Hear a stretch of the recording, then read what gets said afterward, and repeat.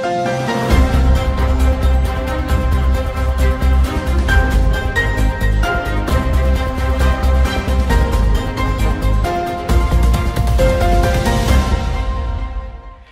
वालेकुम। अबरार रशीद आपकी खिदमत में एक मरतबा फिर हाजिर है और ख़बर ये है कि यूएई में ना सिर्फ कोरोना वायरस के केसेस में एक मरतबा फिर बहुत ज़्यादा इजाफा देखने में आ रहा है और दूसरी जानब जो मंकी पॉक्स जिसे अब हम बंदर बुखार के नाम से जानते हैं उसके भी मज़ीद केसेस सामने आ रहे हैं, जो कि मैं समझता हूँ कि एक तशवीशनाक बात है, न सिर्फ यूएई के लिए बल्कि पाकिस्तान के लिए भी। लेकिन पाकिस्तान में अभी तक इसके लिए कोई हिफाजती इक़दामात या इंतज़ामात नहीं किए गए।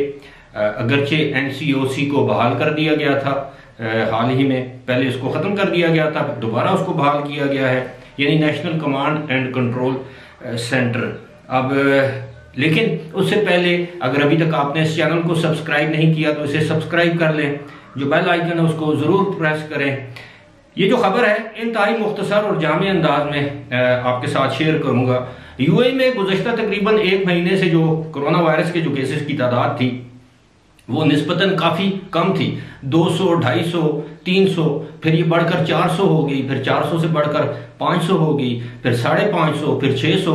और गुज़श्ता 24 घंटों के दौरान जो यूएई की हेल्थ अथॉरिटीज़ ने कोरोना वायरस के जो केसेस रिपोर्ट किए हैं वो हैं 867, यानी 867, जिसको आम जबान में आप 867 भी कह सकते हैं।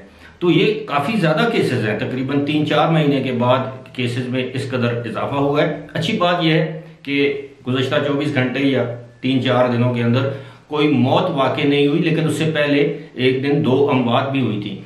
लेकिन हुकाम का ये कहना है कि अब ये जो वबा है इसके जो केसेस हैं उनकी अलामात कम है, जो नए वेरिएंट्स हैं वो सामने आ रहे हैं। नए वेरिएंट से मुराद ये है कि कोरोना की जो जिस तरह ओमिक्रॉन आया था, अब एक और B4 उसे कहते हैं, वो नई नई इकसाम सामने आती रहेंगी। लेकिन जिन लोगों ने वैक्सीनेशन करवा रखी है तो अब ज़ाहिर उनकी ज़िंदगी को इतना ज़्यादा ख़तरा नहीं है जिस तरह माजी में थे। लेकिन अब आते हैं जो मंकी पॉक्स नामी जो बीमारी है, वबा है, उसके मज़ीद केसेस अब यूएई में सामने आए हैं और 5 केसेस रिपोर्ट हुए हैं। अगरचे ये 5 केसेस हैं, कोई इतनी बड़ी तादाद नहीं, लेकिन इसका मतलब ये है कि ये वबा यूएई में मौजूद है।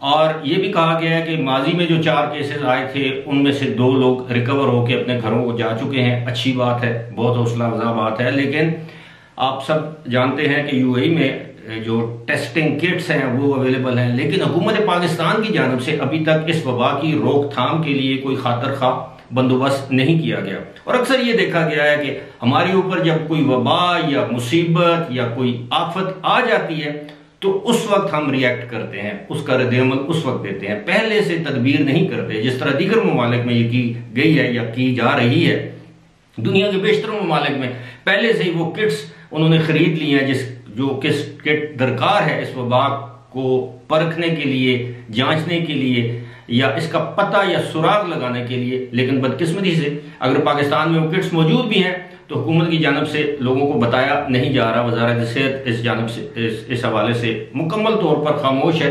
और अगर वो किट आती भी है तो वो माजी की तरह उसी तरह जो पब्लिक जो प्राइवेट जो लैब्स हैं वो मनमानी कीमत वसूल करके फिर टेस्ट करेंगे, गरीब लोगों का, आम लोगों का इस्तेहसाल करेंगे, जो पहले ही शदीद तारीख की शदीद तरीन महंगाई की चक्की में पिस रहे हैं। उम्मीद है हुकूमत पाकिस्तान बर वक्त जागेगी और इस मामले को सीरियस लेगी, क्योंकि ये बहुत सीरियस मामला है। यानी अगर इस वबा को बर वक्त ना रोका गया तो ये पाकिस्तान में तो 22 करोड़ की आबादी है, ये फौरन फैलेगी और बच्चों में खास तौर पर। और गर्मी के मौसम में वैसे भी वबाएं, इस तरह की वबाएं जो मुतद्दी वबाएं होती हैं या बीमारियां होती हैं जिनको हम कंटेजियस डिजीजेस कहते हैं, वो जल्दी फैलती हैं, वो जरासीम जल्दी ट्रैवल करते हैं, एक से दूसरे शख्स तक जल्दी मुंतकिल होते हैं। बहरहाल अल्लाह से दुआ है कि अल्लाह ताला आपको, हम सबको, तमाम दुनिया के लोगों को हर किस्म की वबा से महफूज रखे, आमीन। इसी के साथ मुझे दीजिए इजाजत। खुदा हाफिज।